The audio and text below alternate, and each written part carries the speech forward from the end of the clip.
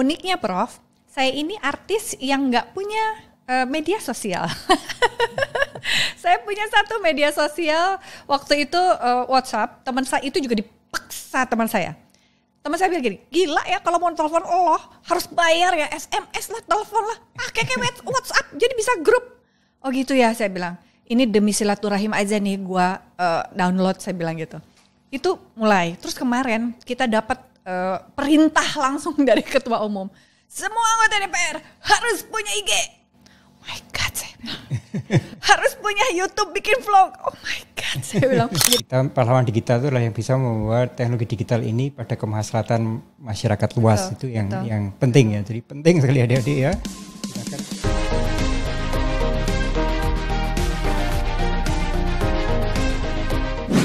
Assalamualaikum warahmatullahi wabarakatuh.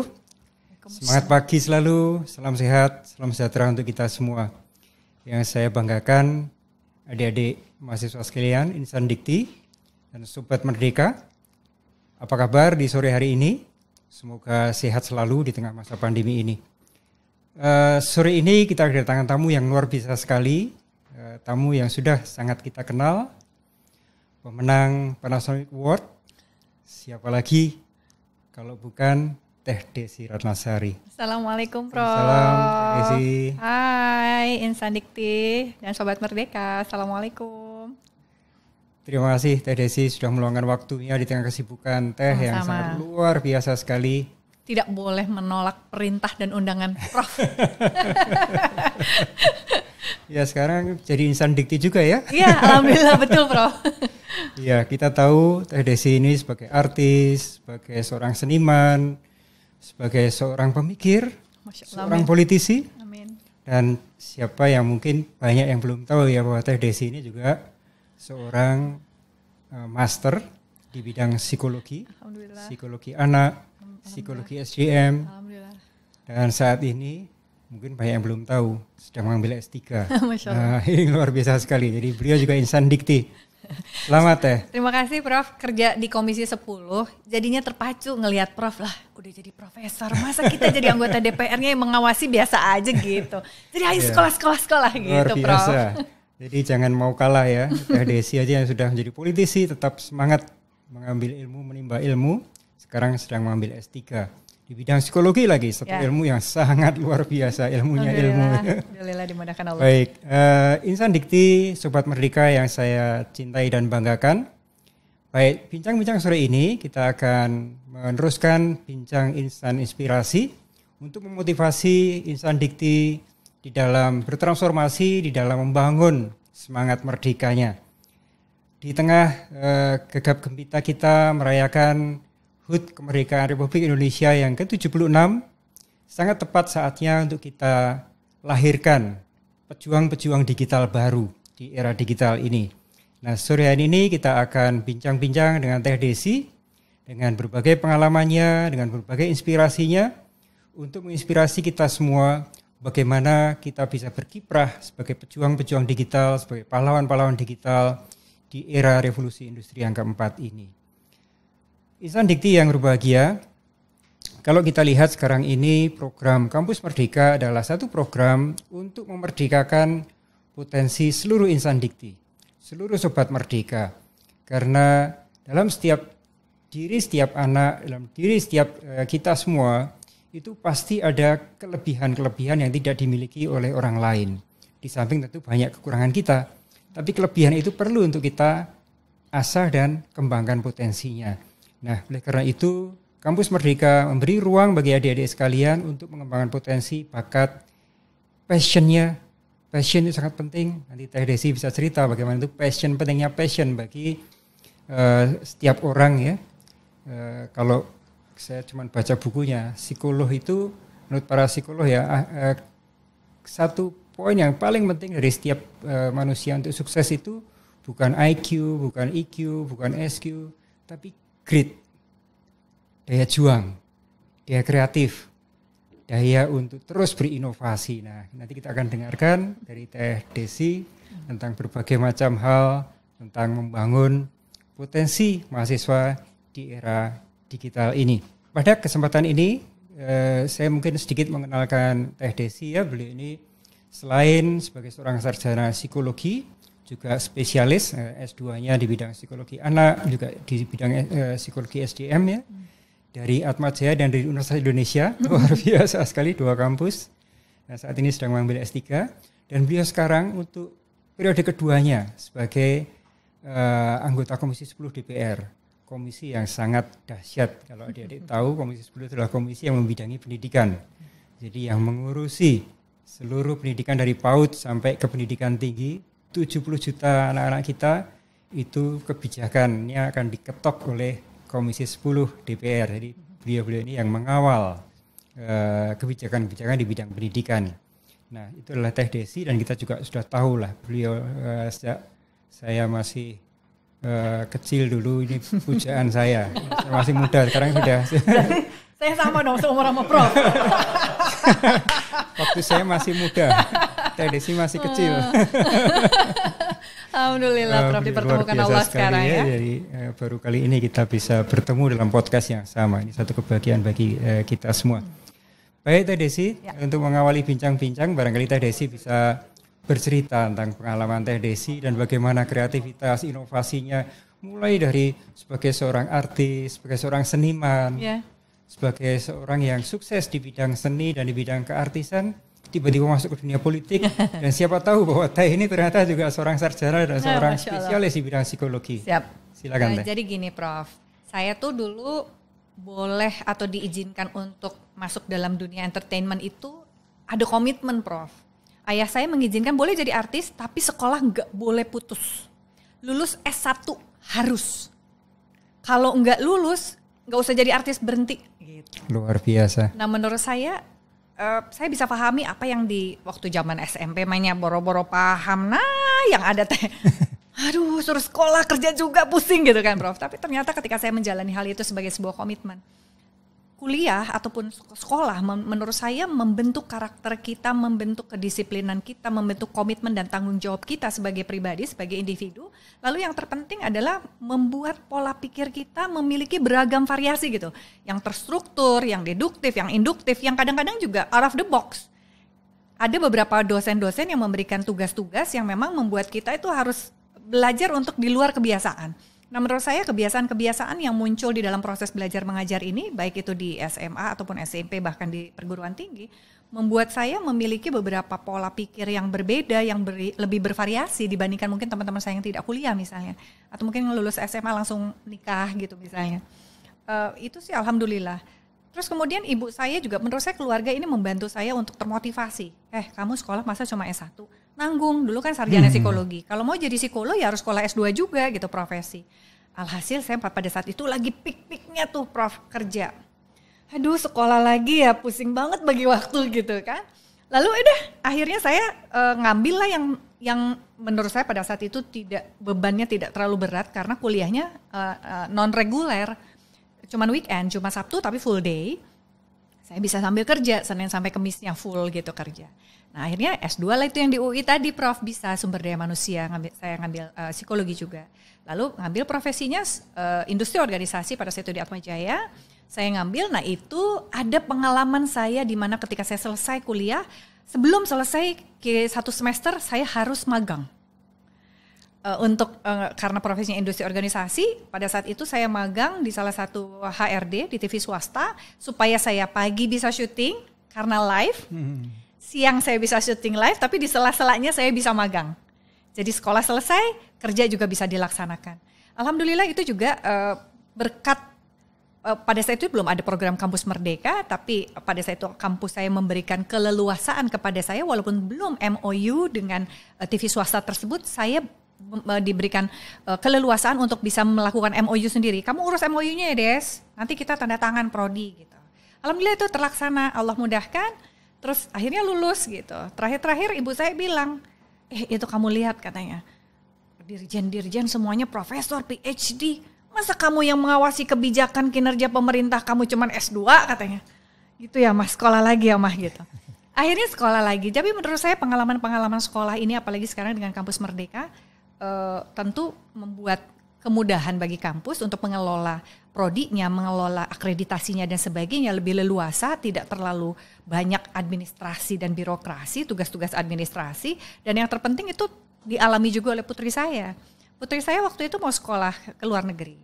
Lalu kemudian putri saya bilang, boleh nggak sih Bun ke luar negeri? Aduh lagi pandemi waktu itu kan ya, mulai pandemi tahun pertama. Saya bilang ribet banget nak, nanti kalau Bunda ke sana banyak banget persyaratan. Saya bilang, ntar aja deh S2-nya. Saya bilang, nggak taunya pas masuk alhamdulillah di IPB, Institut Pertanian Bogor, dapatlah itu. Sudah ada program Kampus Merdeka, kami sudah melakukan MOU dengan Universitas di Kyoto, supaya pada semester 7 nanti bisa kuliah di sana, melanjutkan Luar kuliah. biasa. Jadi menurut saya wah banyak banget nih pengalaman pribadi saya, walaupun tidak ada program Kampus Merdeka, tapi ternyata kalau kampus itu betul-betul memberikan keleluasaan kepada mahasiswanya untuk bisa berkembang sesuai dengan passionnya, seperti tadi yang disampaikan oleh Prof, menurut saya itu akan menjadi mudah bagi semua mahasiswa untuk bisa menggali ilmu, menggali pengalaman, dan mereka menjadi lebih siap untuk dunia kerja.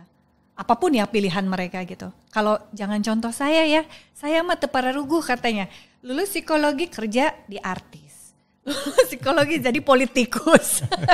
Tapi alhamdulillahnya sih ilmu psikologinya bermanfaat sih Prof. Untuk mengenali teman-teman saya, rekan kerja saya, lintas fraksi. Ternyata dunia politik memang membutuhkan ilmu psikologi untuk lebih memudahkan lobby-lobby dan juga memudahkan kita melobi-lobi dalam urusan rancangan pembuatan rancangan undang-undang nih bersama pemerintah. Menurut saya politik. Itu ya benar-benar itu alhamdulillah sih ada penerapannya, walaupun tidak secara murni saya bisa menerapkan teori-teori ataupun ilmu yang saya miliki di dunia kerja saya gitu. Luar biasa sekali Teh. Jadi tadi ada 3 kata yang saya lihat tadi keyword. 1 komitmen, luar biasa komitmen. Yang 2 disiplin, disiplin waktu, mengatur waktu, luar biasa tadi. Tadi pagi, siang, live show, sore kuliah, tetap disiplin, tugas-tugas selesai, degree tercapai, luar biasa sekali. Yang 3 out of the box.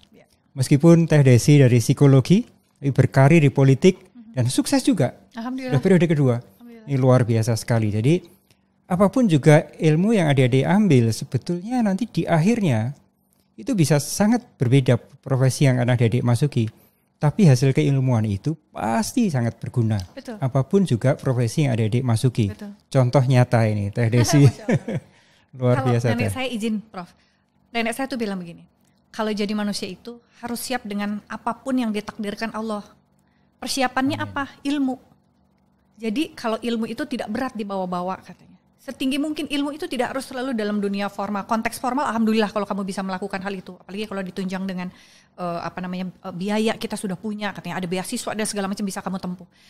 Ilmu yang lain yang tidak pernah juga kita dapatkan adalah ilmu ketika kita berhubungan dengan orang lain. Orang lain itu memberikan ilmu hidup bagi kita sehingga kita lebih bisa cerdas dalam kehidupan, dalam menanggapi, mengatasi semua kehidupan dan tantangan yang ada.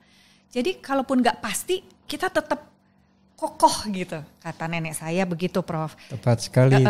Terus jadi dengan kita berjuang menghadapi ketidakpastian, terbiasa melatih diri kita untuk bersabar dalam ketidakpastian, itu akan membuat mentalitas kita ini menjadi lebih resilient atau fleksibel gitu, atau kemampuan bertahannya lebih lentur gitu, lebih ada. Enggak cepat frustasi, enggak cepat baper. Kalau zaman sekarang baper ya. Terus hatinya langsung, aku nggak mau lagi deh, nggak bisa kalau kayak gini, ini bukan pilihan aku gitu. Nah oleh karena itu mungkin alhamdulillah saya dipertemukan Allah, dilahirkan dari keluarga yang punya perempuan-perempuan hebat. Ayah saya meninggal, ibu saya tidak menikah lagi. Kakek saya meninggal, nenek saya tidak menikah lagi gitu. Jadi mereka tuh single parent, perempuan-perempuan hebat yang mengajarkan saya untuk menjadi manusia yang mandiri dan kuat dalam menghadapi apapun gitu cobaan. Nah menurut saya ini juga penting gitu dimiliki oleh mahasiswa-mahasiswa untuk tidak mudah patah ketika ketemu dengan dosen yang tiba-tiba ngasih nilai yaudah deh, kok sih gue sebel sama dosen ini gitu. Gimana ya caranya ini bisa jadi A, itu yang harus dipikirkan. Komunikasi dengan dosen saya sih diajarin gitu waktu itu Prof. Kalau kata nenek saya, cing kudu pinter-pinter, cina kalau ari ngobrol jeung dosen, kudu nuturkeun ka hayang dosen. Ada di bawah ya teks ya. Ada ya. Translate. Kalau kita ini mau lulus bukan maunya kita, tapi siapa dosennya ikutin apa maunya. Disitulah kecerdasan kamu diasah untuk memahami maunya orang sehingga kamu lebih dewasa. Bukan orang mau ngerti maunya kita, tapi kita melayani orang. Mau kamu tuh apa sih? Karena dosen pasti boga kahayang katanya, punya keinginan masing-masing. Jadi kalau mau nilai A, ikutin maunya dosen. Dia maunya nulisnya harus 10 halaman, ikutin 10 halaman. Mau nulis gayanya, ikutin walaupun kamu pinter katanya gitu. Bilang aja, siap Bu, siap Pak, saya ikutin arahan. Udah gitu katanya kalau lagi jadi mahasiswa. Tapi alhamdulillah sih itu juga memang benar juga gitu ya. Ilmu-ilmu seperti itu kan gak diajarin di teori ya Prof ya. Tapi ilmu-ilmu hidup itu yang membuat kita bisa survive menurut saya. Dan dengan belajar memahami orang, mentalitas kita tuh terpacu dan tertempa untuk menjadi orang-orang yang lebih kuat menurut saya menghadapi ketidakpastian. Luar biasa, jadi memang ilmu cahaya hidup dan makin berilmu makin terang cahaya hidupnya ya. Betul. Luar biasa Teh Desi. Kita akan bincang-bincang sedikit di hari kemerdekaan ini tentang pahlawan zaman revolusi industri keempat. Ya. Yaitu pahlawan digital, pejuang-pejuang digital. Nah, Teh Desi, dari pengalaman Teh Desi ya sebagai artis, sebagai politisi, dunia digital itu sebetulnya berdampak enggak sih di dalam dunia artis dan dunia politik? Oke. Uniknya Prof, saya ini artis yang enggak punya media sosial. Saya punya satu media sosial waktu itu WhatsApp, teman saya itu juga dipaksa teman saya. Teman saya bilang gini, gila ya kalau mau telepon Allah harus bayar ya, SMS lah, telepon lah, pakai WhatsApp jadi bisa grup. Oh gitu ya, saya bilang. Ini demi silaturahim aja nih gue download, saya bilang gitu. Itu mulai. Terus kemarin kita dapat perintah langsung dari ketua umum. Semua anggota DPR harus punya IG. Oh my God, saya bilang. Harus punya YouTube, bikin vlog. Oh my God, saya bilang. Karena mungkin saya tidak suka menceritakan hidup saya setiap hari kepada orang lewat media sosial. Karena menurut saya, this is my life, ini hidup saya, kenapa saya harus sharing gitu. Cuman oke, saya harus beradaptasi kan ya Prof. Beradaptasi apa yang bisa saya share. Akhirnya pekerjaan saya saja saya batasi, pekerjaan saya yang bisa saya share. Atau urusan pribadi yang memang gak terlalu banget pribadi, masuk kamar saya, gitu, masuk rumah saya. Enggak deh gitu ya. Ada batasan-batasan juga yang menurut saya bisa share dan saya tidak share. Dampak yang paling utama menurut saya adalah bahwa dengan digitalisasi ataupun dengan media sosial ataupun internet sekarang yang sedang udah bukan hype lagi, udah sampai anak bayi juga udah bisa kali. Keponakan saya yang belum baca aja udah bisa nyari channel sendiri gitu kan. Manfaatnya tentu banyak karena kita informasi lintas negara udah tidak ada batas. Udah hitungan second gitu, semuanya bisa saya download jurnal aja langsung cut gitu, tinggal masuk cek. Mau di ujung dunia mana saya bisa jadi anggota perpustakaan mana gitu, anggota jurnal mana gitu, hanya untuk melihat bagaimana hasil-hasil karya ilmiah mereka gitu, dan itu memudahkan penulisan disertasi saya tentunya gitu. Namun menurut saya ada juga hal-hal yang harus kita waspadai gitu dengan adanya kemudahan-kemudahan yang Allah berikan ini melalui teknologi, melalui aplikasi apapun yang saat ini muncul secara digital atau era industri 4.0 ini. Kita selalu melihat ada gambar meme gitu ya. Dulu ngumpul keluarga, ada foto, ada televisi. Kita ngumpul di satu tempat, nonton sesuatu yang sama, dan kita bercerita atau kita ngobrol, lucu banget ya ini, dan menceritakan sesuatu yang sama. Tapi di era digital ini, satu ruangan betul, TV nyala, hanya ditonton oleh satu orang anak dengan TV, dengan program favoritnya, tapi orang tuanya pegang HP masing-masing, ada yang pegang iPad, ada yang pegang laptop, ada yang pegang HP, apapun itu dipegang sendiri-sendiri, tapi mereka tidak terkoneksi, komunikasi. Jadi menurut saya ini juga harus kita waspadai bahwa di mana-mana saya yakin perubahan apapun pasti membawa dua sisi mata uang, manfaat dan madorot gitu. Tapi madorot inilah yang harus kita waspadai gitu. Jangan sampai di era digital kemudahan internet, kemudahan media sosial ini dimanfaatkan untuk menyebar hoax, menyebar kebencian, nyebar sesuatu yang gak penting, yang menurut pribadi itu ini hak saya kok, hak asasi manusia. Tapi hak asasi manusia yang kita miliki tentu dibatasi oleh hak asasi orang lain dan harus dijalankan dan digunakan dengan penuh tanggung jawab menurut saya. Misalnya saya mau ngomong, saya sebel sama lo, hello, gua nggak suka sama lo, jangan jadi hidup. Emang itu hak saya, media sosial saya. Tapi kan orang lain punya perasaan. ada dampak terhadap orang-orang yang mendengarkan pesan kita, ada dampak terhadap pemikiran dan hati yang mungkin itu dipengaruhi gitu loh, mempengaruhi orang lain. Nah, menurut saya ini juga harus diwaspadai oleh orang yang menggunakan media sosial. Menjadi pahlawan media sosial atau digital di era digitalisasi ini, menurut saya yang paling penting adalah bagaimana individu-individu bisa memanfaatkan teknologi tersebut untuk memberikan manfaat yang sangat banyak kepada orang lain, mempengaruhi pola pikir orang menjadi yang terbaik, berpikir kreatif, apalagi sekarang udah gak cukup kreatif katanya Prof, harus inovatif.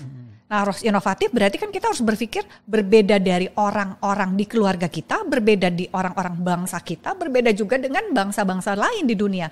Nah, ini kan berarti memacu kita untuk berpikir gak cukup dengan yang kita punya sekarang. Berarti kan kita, apa nih yang bisa kita bikin buat besok? Apa yang bisa bikin buat besok lagi?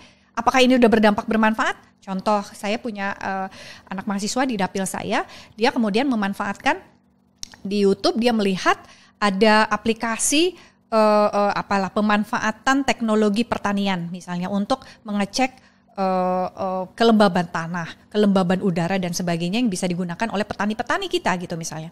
Nah terus dia ini, saya bilang ini punya siapa nih? Ada hak patennya? Enggak, ini open source, open circuit katanya gitu. Tapi dia berusaha untuk membuat alat yang memang bisa dimanfaatkan oleh petani dan affordable harganya, bisa dijangkau. Nah menurut saya kan ini adalah pahlawan digital menurut saya gitu. Dia bisa memberikan manfaat, dia juga nggak butuh dibayar. Saya nggak usah dibayar teh, yang penting masyarakat bisa bermanfaat untuk masyarakat banyak. Nah inilah menurut saya di era digitalisasi pahlawan-pahlawan yang harus kita ciptakan, atau kita atau individu-individu, anak-anak muda bisa menciptakan dirinya untuk menjadi pahlawan yang memberikan manfaat melalui kemudahan yang Allah berikan dari teknologi yang kita miliki saat ini, dengan perkembangan teknologi yang saat ini. Tapi kalau cuma sekedar kayak TikTok lah, TikTok kalau masih manfaat, informasi manfaat, entahlah tentang nasionalisme kayak tentang kasih sayang kayak apa gitu, menurut saya bisa tersebar ke seluruh dunia, itu akan lebih baik gitu daripada TikToknya yang lain-lain kan, tapi malah diketok lagi. Gitu menurut saya sih Prof, itu Prof. Iya, luar biasa Teh Desi. Jadi kadang-kadang media digital mendekatkan yang jauh tapi menjauhkan yang dekat ya. Bersebelahan masing-masing main WA sendiri-sendiri. Jadi, dan tadi sangat tepat yang dikatakan Teh Desi ya, bahwa kita pahlawan digital itu adalah yang bisa membuat teknologi digital ini pada kemaslahatan masyarakat luas. Itu yang penting ya. Jadi penting sekali adik-adik ya, gunakan media digital untuk membawa manfaat. Itu kuncinya. Betul. Baik Teh, kalau sekarang ini ya, dengan kemajuan teknologi yang sedemikian pesat, dampak negatifnya juga sangat besar. Sementara pendidikan kita di tengah pandemi ini semua juga harus terpaksa menggunakan media daring. Nah, ini gimana nih sebagai psikolog pendidikan di masa pandemi dengan teknologi yang seperti ini? Banyak stresnya Prof. Terutama ibu-ibu, tentunya ibu ya. Kan ibu itu di Indonesia itu menjadi simbol gitu, simbol merawat, simbol memelihara, simbol untuk mengayomi, simbol membuat nyaman dan aman rumah gitu kan. Jadi ketika semua pindah ke dalam rumah, itu kan chaos ya, bapaknya kerja, anaknya daring juga. Kalau anaknya satu kayak saya, aman Prof. Udah gede lagi Prof, kebayang gak kalau anaknya 4, semuanya TK, SD, SMP, SMA, oh my God, Masya Allah, saya juga gak kebayang gitu. Nah pasti ini bisa menimbulkan stres bagi orang tua yang tidak terbiasa mendampingi anaknya belajar. Tentunya harus diwaspadai gitu bahwa sekarang banyak sekali, saya memang secara ilmiah tidak ada survei yang menyatakan ataupun penelitian yang menyatakan bahwa pandemi dan daring kerja WFA, SFH ini mempengaruhi pola interaksi, komunikasi dan meningkatnya kekerasan gitu misalnya, tidak. Tapi kan paling tidak orang yang stres, tidak terbiasa mengelola stresnya dan dia cepat panik, bisa jadi kalau lagi ditanya kan kayaknya langsung tanduk setannya keluar kan Prof ya. Apa? Gitu kan. Ini lagi ngurusin anak gitu. Si bibi lah tanya, si bapaknya nanti dapat PHK, di PHK pulang, nggak ada duit buat bayar pulsa segala macam, jadi numpuk semuanya. Jadi menurut saya yang terpenting sekali itu tadi Prof, kalau kita sudah terbiasa melatih mentalitas kita menghadapi ketidakpastian, insya Allah akan kasih jalan kok gitu, dan kita juga menjadi manusia-manusia yang lebih kuat gitu. Jadi di era pandemi seperti ini, menghadapi ketidakpastian, menghadapi kita kan di rumah ketemu lagi sama dia lagi gitu kan. Tidak ada variasi situasi yang membuat kita kalau kata orang Sunda tuh ngabentrangkeun hate. Naon bahasa Indonesia ngabentrangkeun hate teh. Hati kita tuh kayaknya dari rutinitas kita off dulu nih. Ada me time, kan gak ada me time Prof. Gak ada waktu buat saya. Bapak dan ibu setiap hari ketemu, anak juga ketemu gitu. Bisa jadi ini bermanfaat, tinggal bagaimana kita bisa mengolah dampak negatifnya menjadi suatu hal yang positif. Dampak negatifnya misalnya, aduh bosan ketemu dia lagi, rutinitas tiap hari kayak begini. Berarti dampak positifnya harus kita cari dari yang negatif tersebut. Apa ya? Alhamdulillah bisa ketemu suami saya, bisa ketemu istri saya, bisa ketemu anak-anak saya, sehingga lebih mengenal dia. Sehingga pada biasanya orang gurunya yang lebih tahu, sekarang saya tahu kesulitan belajar anak saya gitu. Jadi menurut saya, yang terpenting sekali bagaimana kita bisa merubah paradigma berpikir kita, selalu berpikir positif, mencari kemanfaatan dari kesulitan kita, mencari kemanfaatan dari ketidakpastian. Hal-hal yang positif saja, insya Allah dampaknya juga jadi positif. Gitu. Dalam setiap hal-hal yang kelihatannya berat, stressful, pasti ada sisi-sisi positifnya. True. Nah itu yang harus kita cari. Fa inna ma'al usri yusra. Betul, inna ma'al usri yusra. Setiap kesulitan-kesulitan yang buahnya itu selalu banyak kemudahan-kemudahan yang jauh lebih banyak lagi. Nah itu yang harus kita cari. Betul. Teh Desi, ini kalau kita lihat ya dari teknologi digital ini kan telah banyak melahirkan startup. Indonesia itu jumlah startupnya konon katanya terbanyak kelima di dunia. True. Nah Teh ini gimana nih kita mendorong adik-adik mahasiswa untuk memanfaatkan teknologi menjadi kekuatan baru ekonomi Indonesia Teh? Kalau menurut saya Prof, Indonesia itu udah pasti diakui dunia, insya Allah nih. La haula wala quwata illa billah, diakui dunia karena kreativitas sama juara. Sok, dari Indonesia. Kalau misalnya ada apa-apa, meme paling juara Indonesia. Ada apa-apa, kata-kata yang mulai muncul singkatan-singkatan lucu Indonesia. Kan gak ada di negara lain boro-boro Prof. Nah sesungguhnya manusia Indonesia itu udah alhamdulillah Allah ciptakan menjadi lebih kreatif dibandingkan orang-orang lain dari sisi pemikiran. Nah tinggal bagaimana memanfaatkannya ke hal yang baik, ke hal yang menghasilkan secara nilai ekonomi gitu. Mau startupnya hararebat, tinggal bagaimana jangan sampai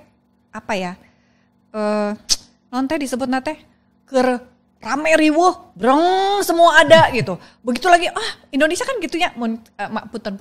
Ini mah tenuduhnya, ini mah saya dari fenomena dan gejala saya menganalisa gitu ya. Biasanya kalau lagi muncul satu dan itu laku, ikut semua muncul, jreng. Tuturut munding gitu kalau kata orang Sunda ya. Latah gitu ya.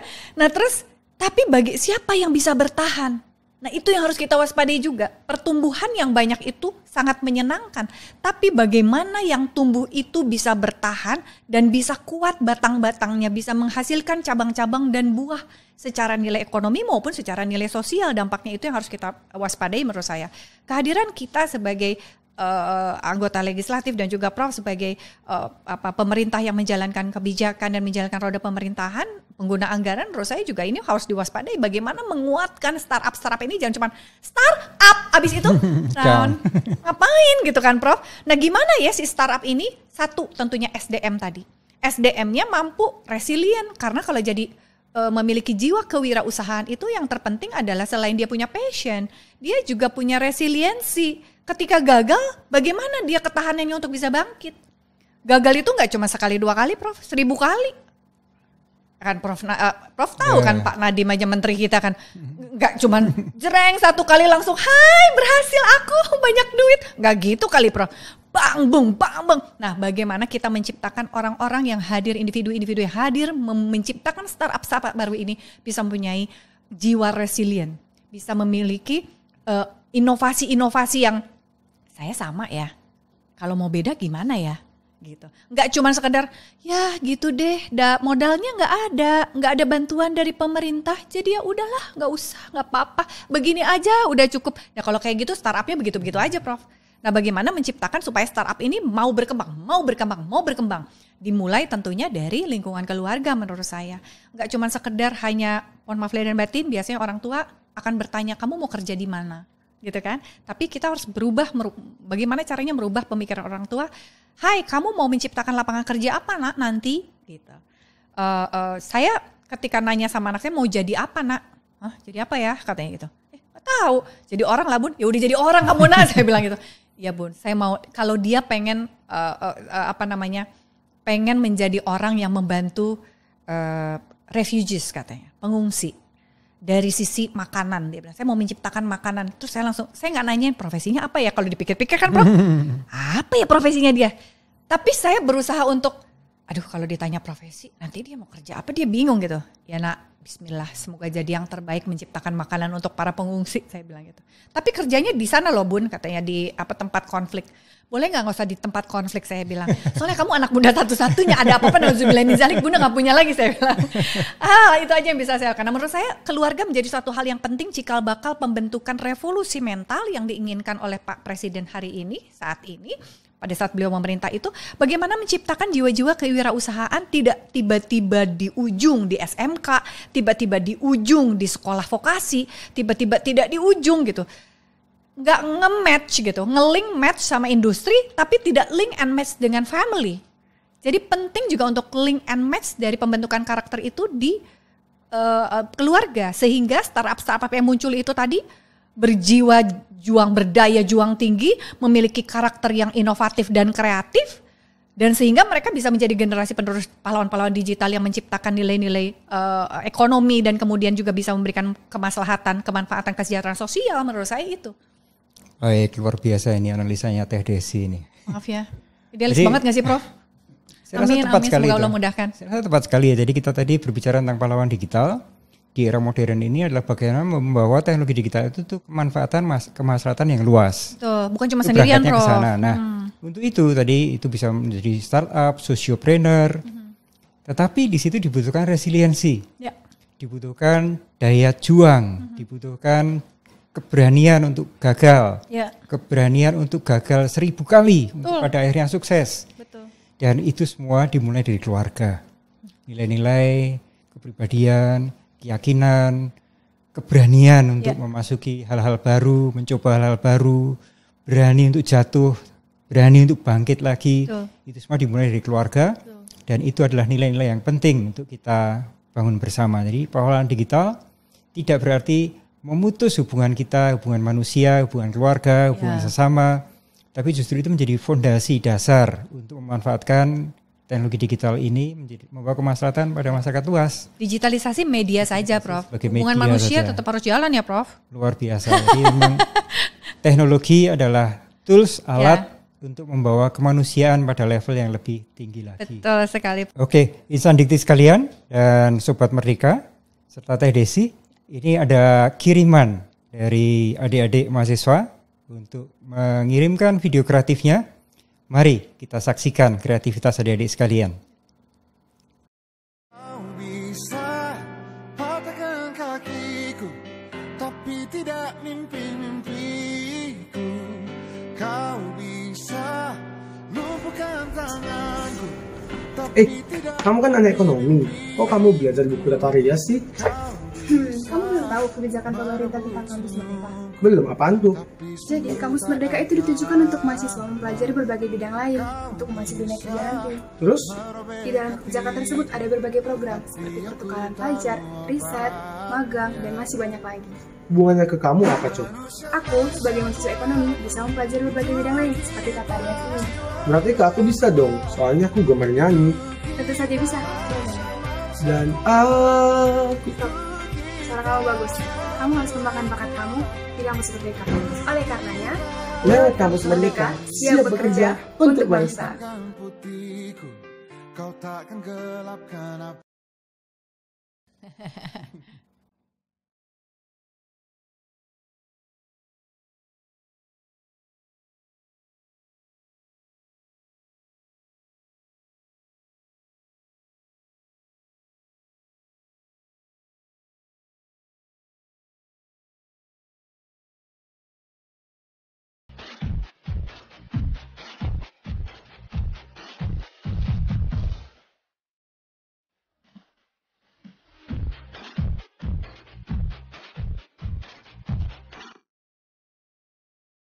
DJ Nansuya.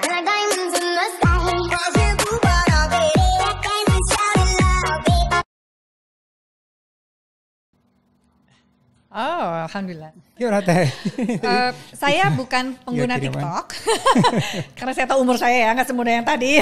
Tapi paling tidak menurut saya ini cukup kreatif ya, ketika mereka mau ikut mensosialisasikan apa itu Kampus Merdeka dan bagaimana cara atau informasi yang bisa diberikan kepada masyarakat melalui TikTok, sehingga anak-anak muda zaman sekarang kan mungkin kalau terlalu diberikan formal, birokratis banget gitu kan, aduh bosan banget deh gitu. Nah ini adalah menurut saya pemanfaatan digitalisasi, dan mereka juga pahlawan-pahlawan sosialisasi kebijakan-kebijakan pemerintah menurut saya, karena menjadi lebih tersebar, tidak hanya di podcastnya Pak Dirjen gitu kan, tapi bisa juga sampai ke masyarakat luas, bahkan orang tua mungkin pengguna TikTok menjadi lebih tahu tentang kebijakan pemerintah saat ini.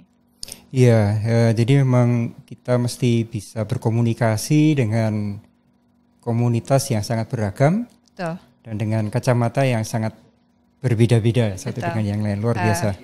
Setiap segmen punya gaya komunikasi, punya media komunikasi, yang penting sampai semua berita, sampai semua informasi.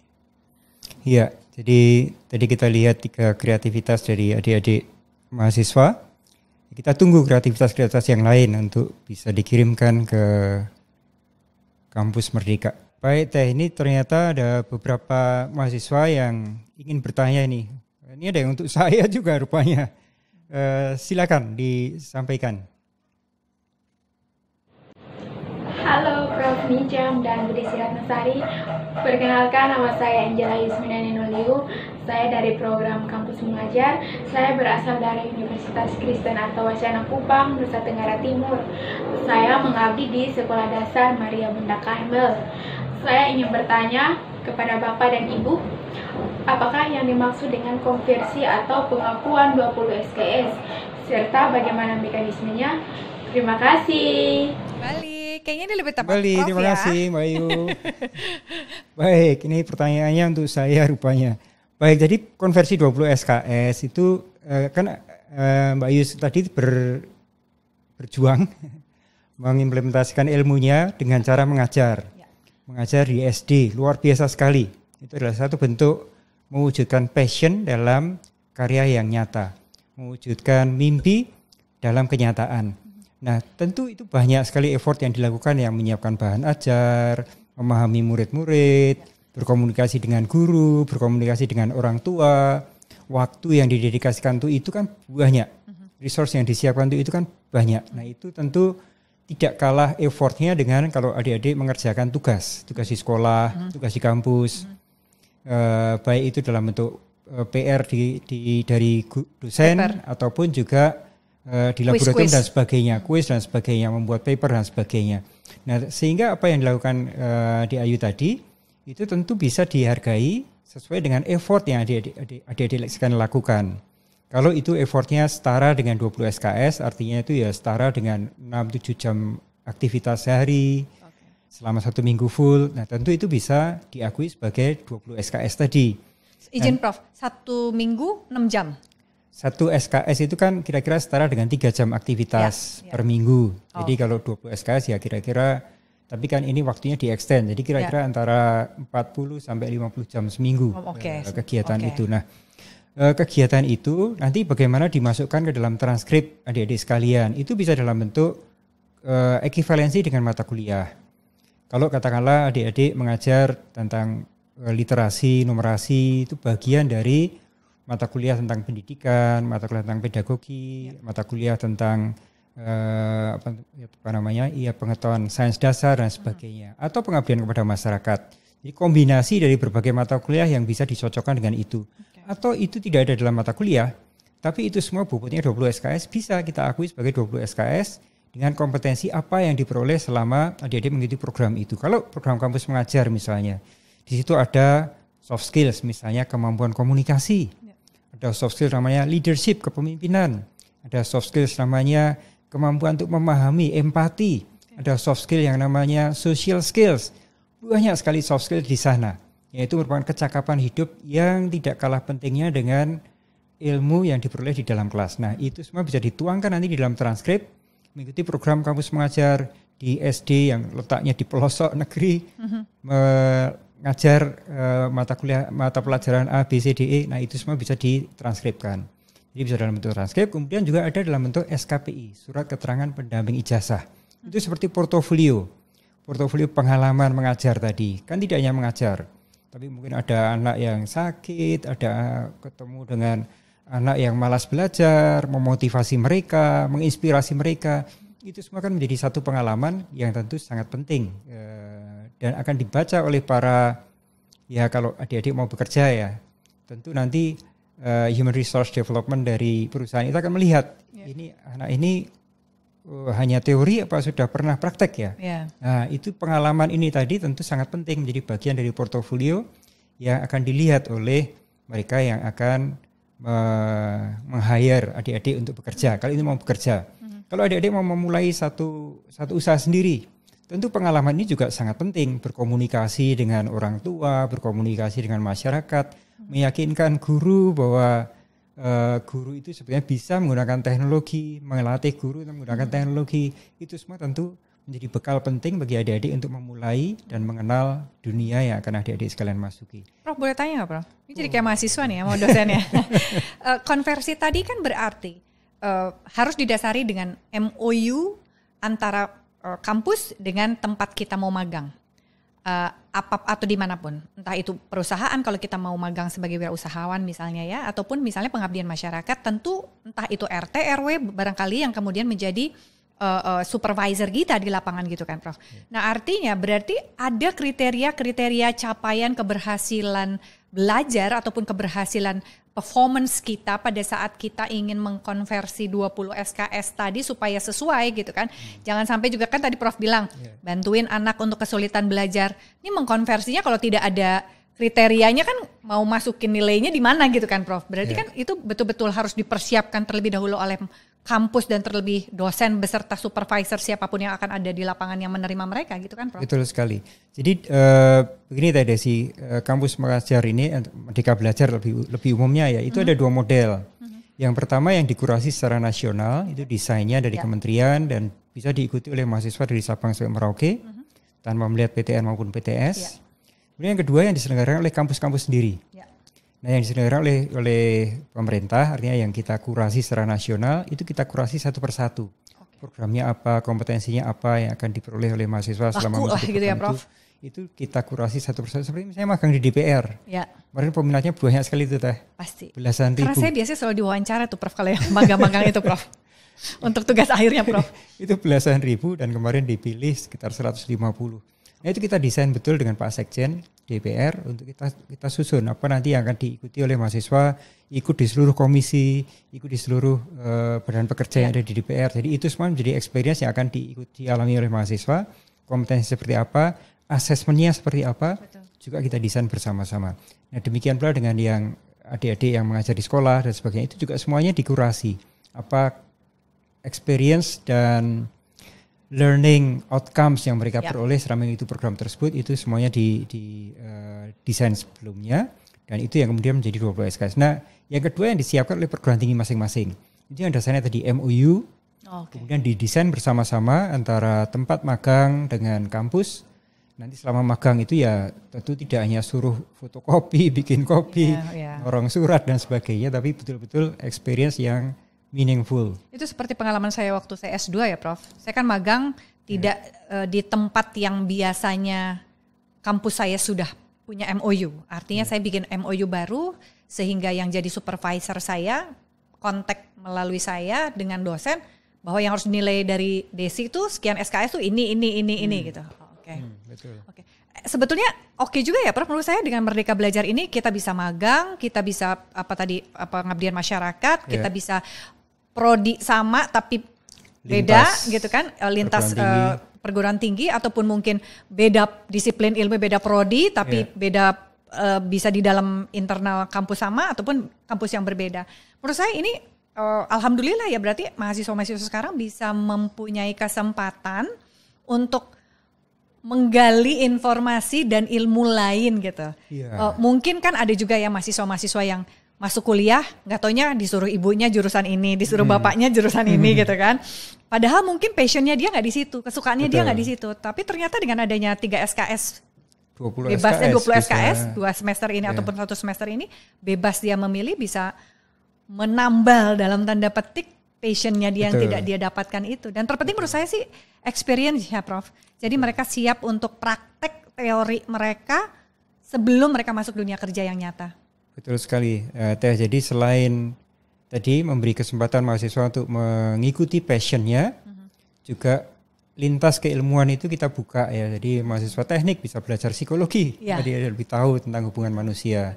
Mahasiswa psikologi sebaliknya juga bisa belajar tentang sains misalnya. Ya.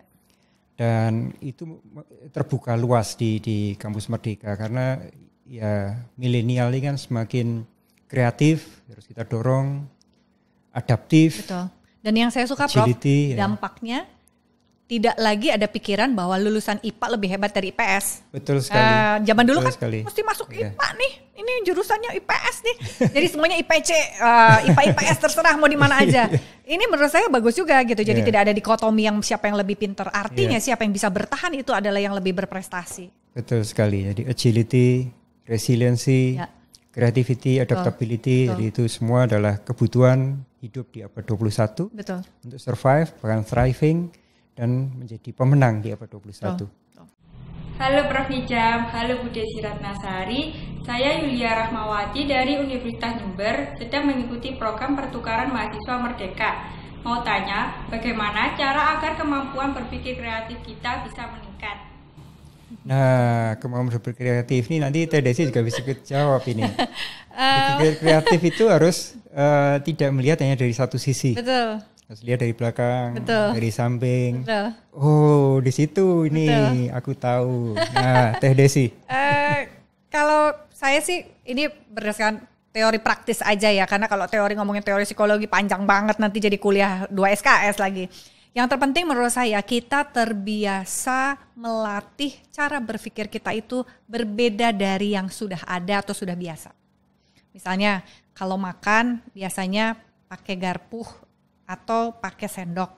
Kita pikir yang lain. Gimana ya caranya ya? Pakai sumpit udah biasa. Gimana caranya?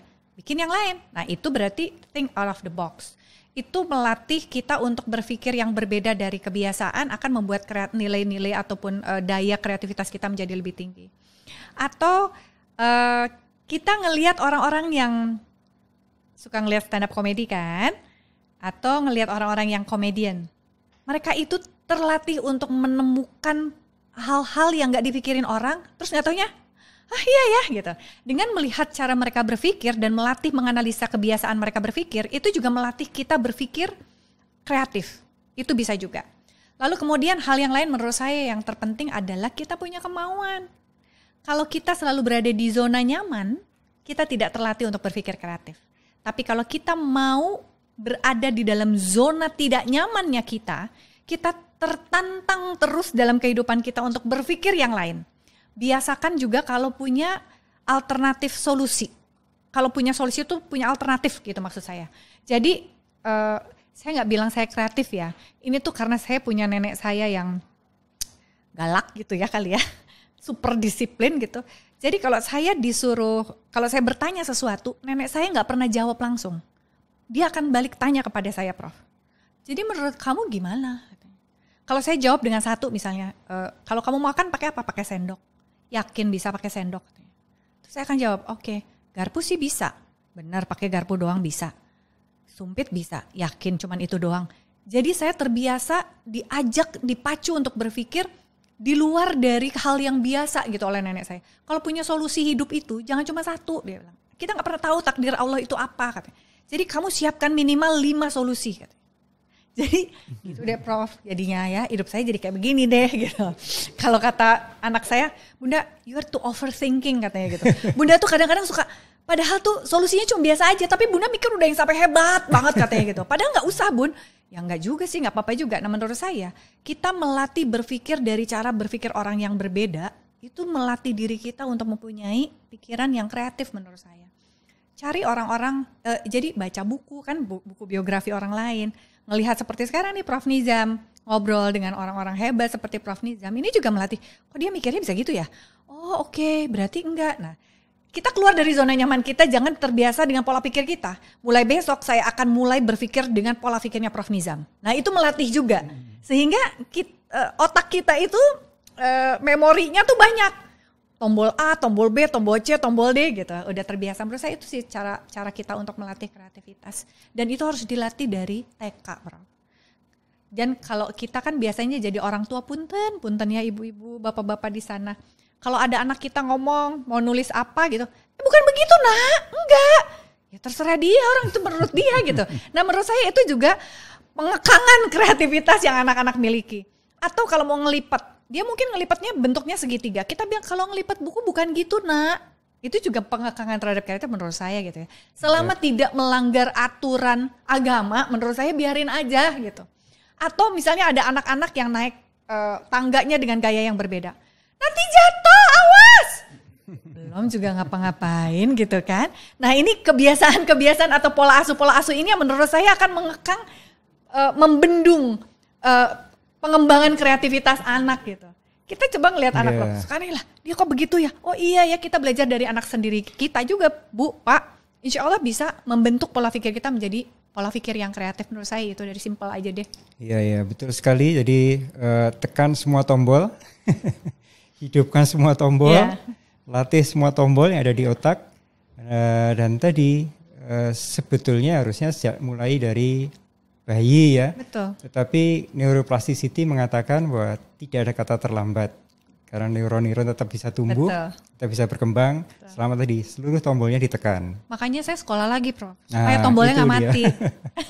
Itu dia, jadi antara berkesenian, berpolitik, belajar, berolahraga, semua itu menghidupkan tombol-tombol tadi. Nah ini kunci dari kreativitas. Lihat dari seluruh sisi, think out of the box, lihat cara lain untuk menyelesaikan sesuatu, dan salah satu yang bisa mendorong kreativitas adalah krisis. Pandemi ini membuat kita harus kreatif, inovatif, untuk menghasilkan resiliensi, daya tahan, dan kreativitas untuk bisa lebih baik lagi. Inti satu lagi Pak, boleh nambahin. Sebetulnya semua keberhasilan, prestasi, kreativitas, inovasi, apapun itu bahasanya, mau bahasa psikologi, bahasa sosial, bahasa antropologi, bahasa sosiologi. Menurut saya yang terpenting kita sebagai individu berani untuk mengakui keterbatasan diri kita.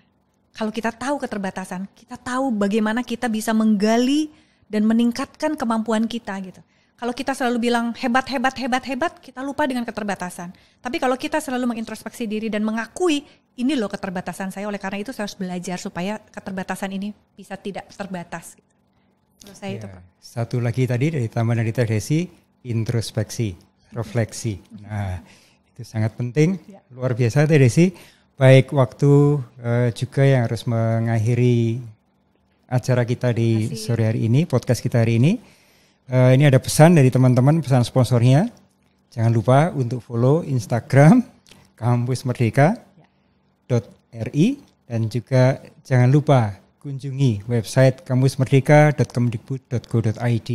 Banyak informasi, banyak kabar-kabar baru, dan selalu kabarkan semua yang positif. Seperti kata Teh Desi tadi, menjadi pahlawan digital dengan membawa teknologi untuk kemaslahatan masyarakat banyak. Melalui kreativitas, melalui inovasi, dan melalui resiliensi. Daya juang, daya tahan untuk berhasil mencapai apa yang kita cita-citakan bersama. Amin. Teh Desi, terima kasih sekali atas waktunya. Luar biasa sekali inspirasinya. Amin, insya Allah semoga bermanfaat. selalu, amin. Sehat selalu. Amin. Amin. Terima kasih semuanya. Assalamualaikum. Terima kasih Insan Dikti, Kampus Merdeka, Indonesia Jaya.